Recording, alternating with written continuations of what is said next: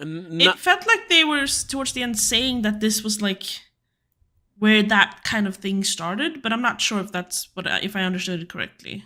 where Like what the started? bike gangs weren't criminals until the vandals became No, criminals. yeah, because they became the biggest one, and whenever it's too big to control, it spirals out of control. You've seen it. Like a perfect example in real life is fuck, what are they called? The Proud Boys. Which nowadays people don't talk because it's kind of disbanded and it turned into the Boogaloo Boy, whatever. Like so many people like Wait, Boogaloo isn't that the insane clown posse dudes? No, Boogaloo is it's a phrase that they used when they made a sequel to a breakdance movie called Breakin'. They didn't have a name for the sequel, so they just called it Breaking 2 Electric Boogaloo because it rhymed. Oh, right, yeah. That's where it comes from. Electric Boogaloo is like a joke for bad sequels. Okay. But yeah, a lot of people were like, fuck. Around the elections, it was always like, oh, Proud Boys, typical, fascist Nazis, whatever, white supremacist guys. Oh, yeah.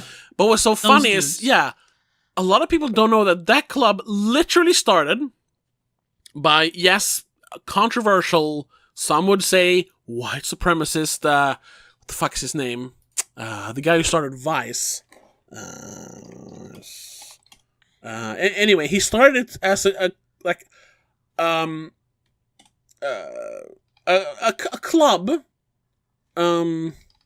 where just guys could hang out and do, like, guy stuff.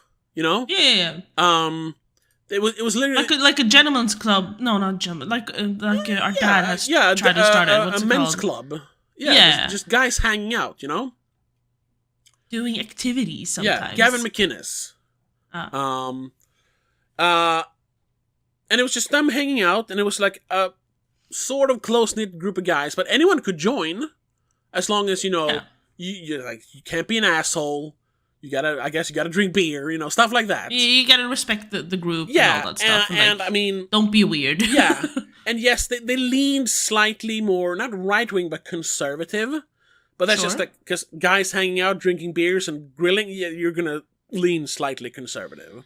And I mean, like, what's it called? Like minds attract each other. Or whatever, yeah, exactly. But I mean, they had people of all colors were joining and stuff like that. But as the group grew, and he did attract some unsavory right wing people. They joined, and it kind of got too big where he couldn't control it anymore. Yeah, it says here that he founded the Proud Boys, an American far-right militant organization. Because that's what they became. Yeah, because of course the Proud Boys are going to show up and support Trump, and we're gonna show those lefty fucks, Yeah. And that's at that point he was just it takes one person to go too far, and everyone's a bit afraid to say no to that person, and then all of a sudden everyone's doing it. And at that point he stepped back, like, this is not the group I started. I don't want to be associated with this anymore. And when he stepped back or stepped out, it spiraled and it turned into the Boogaloo Boys, which is literally that's not the same thing, but they kind of conjoined. The Boogaloo Boys was another thing. Another group that just started as a joke on Reddit and became like a militant, like, far-right extremist group now. It's any large group of people, it's gonna spiral. Like, of course. That's literally how a riot starts. It's just a large group of people that you can't contain anymore. One person takes it too far, but he's hiding in the crowd, and then everyone just follows along eventually. Yeah.